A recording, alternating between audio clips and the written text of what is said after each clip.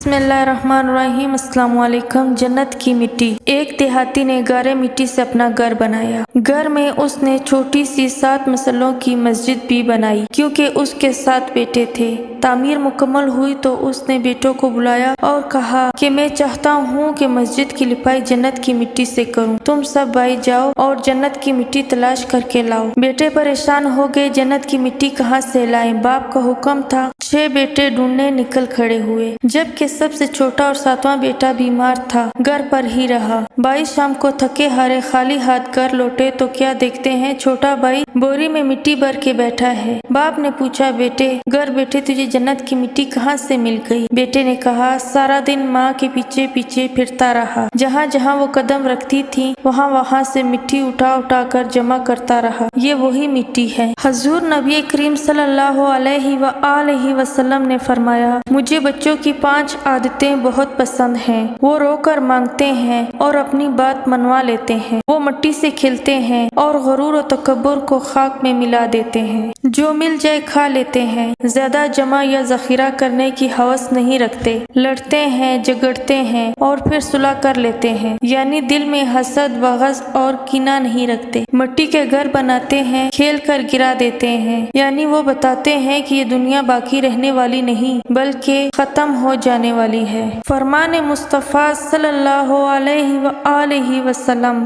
جس وقت مسلمان نماز پڑھتا ہے تو اس کے گناہ اس کے سر پر رکھے جاتے ہیں، جب یہ سجدے میں جاتا ہے تو سارے گناہ گر جاتے ہیں۔ نمازی جب نماز سے فارغ ہوتا ہے تو گناہوں سے پاک صاف ہو چکا ہوتا ہے۔ رسول اللہ صلی اللہ علیہ وآلہ وسلم نے ارشاد فرمایا، جس نے اللہ کے سوا کسی اور کے نام کی قسم کھائی تو اس نے شرک کیا۔ اگر ویڈیو پسند آئی ہو تو فضا وائس چینل کو سبسکرائب کریں اور ساتھ ہی گھنٹی کے نشان کو دبا دیں تاکہ میری ہر آنے والی ویڈیو آپ تک بآسانی پہنچ سکے۔ شکریہ۔ اللہ حافظ۔